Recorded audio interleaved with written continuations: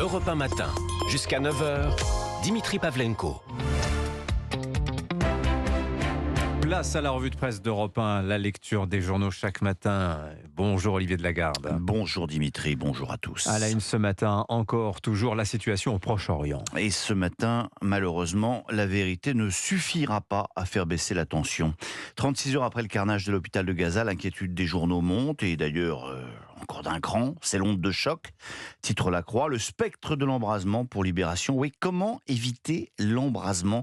S'interroge aussi Le Parisien aujourd'hui en France. En une question, mais pas beaucoup de réponses. Et malheureusement, la vérité ne suffira pas. Parce qu'évidemment, la grande question, c'est d'abord de savoir qui est responsable de ce drame épouvantable. Bon, globalement, les journaux restent prudents sur le sujet, mais le plus probable aujourd'hui est que les Israéliens ne sont pas coupables. C'est ce que vous lirez pratiquement partout. Libération, peu suspect de vouloir sauver la mise à Benjamin Netanyahou, a fait travailler tout son service de vérification de l'information sur le sujet. Résultat, une pleine page d'explications et cette conclusion, sans pouvoir être complètement affirmatif, analyste et spécialiste de la géolocalisation des images, penche pour un tir de roquette en provenance de Gaza. Voilà. Prudence aussi sur le nombre de victimes de cette frappe.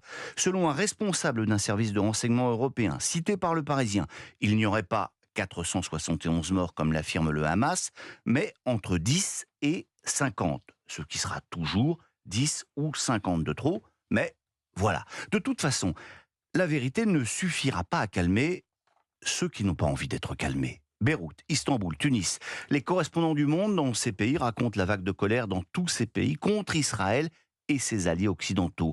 Nul dans le monde arabe ne se soucie finalement de savoir qui, de l'État juif ou des factions arabes, a tiré sur l'hôpital, résume Louis Humbert à Jérusalem. Seul compte les morts, et ils sont palestiniens.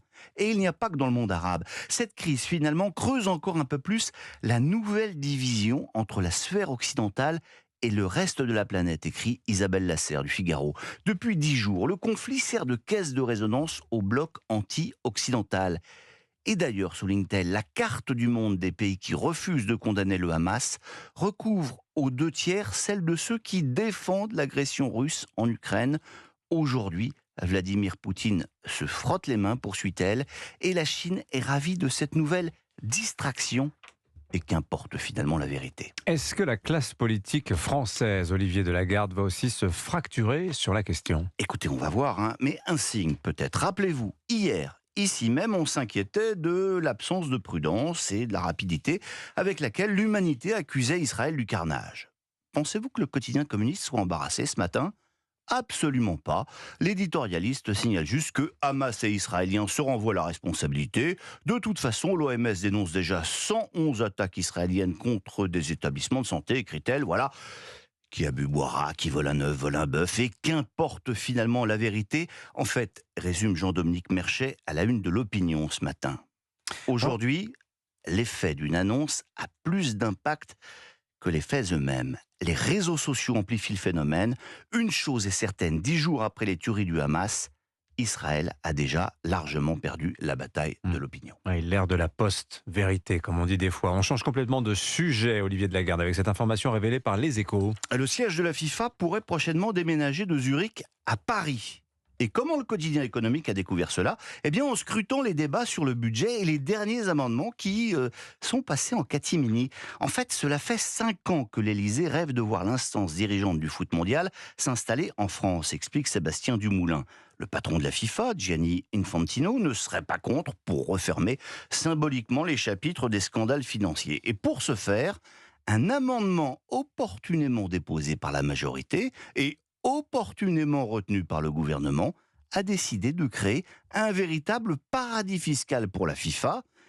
Exonération de l'impôt sur les sociétés, exonération de cotisations foncières, exonération de CVAE. Et les salariés de la FIFA ne paieront pas d'impôt sur le revenu pendant 5 ans. Pour mémoire, la FIFA a réalisé un résultat net de 2,4 milliards de dollars l'an passé. Autre information en marge du football et qui va sans doute intéresser Pascal Praud. Eh oui, parce que c'est dans son émission que Gérald Darmanin a lâché sa petite bombe en déclarant que Karim Benzema avait des liens avec les frères musulmans.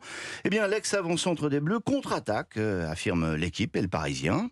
Son avocat fait savoir qu'il envisageait de déposer plainte contre le ministre de l'Intérieur. Alors, joint par l'équipe, le cabinet de Gérald Darmanin maintient sa position en assurant constater une lente dérive des prises de position de Karim Benzema vers un islam dur, rigoriste, caractéristique de l'idéologie frériste. Bon, j'aurais encore plein de choses à vous raconter parce que les quotidiens et les hebdos qui paraissent aujourd'hui sont vraiment très riches. Je pourrais vous parler de Ségolène Royal dans Paris Match pour faire plaisir à Jérôme Béglé, mais puisqu'il faut faire des choix, on va quand même saluer cette semaine l'Express qui célèbre son 70e anniversaire avec un numéro exceptionnel de 220 pages. Il est d'ailleurs aussi exceptionnel par son prix, soit dit en passant, 12,90. Mais honnêtement, ça les vaut parce qu'on y retrouve 70 ans d'actualité. Et Jean-Jacques Servan-Chabert, et Françoise Giroud, et François Mauriac, et même Albert Camus, qui écrivit dans l'Express et qui avait cette formule parfaite. Le goût de la vérité n'empêche pas la prise de parti, même si aujourd'hui, eu égard à ce dont nous parlions, on aurait un peu envie de l'inverser, oui, en proclamant que la prise de parti ne devrait pas empêcher le goût de la vérité. Et il retombe toujours sur ses pieds. Merci beaucoup Olivier de Lagarde. La revue de presse d'Europe 1 chaque matin à 9h moins le quart.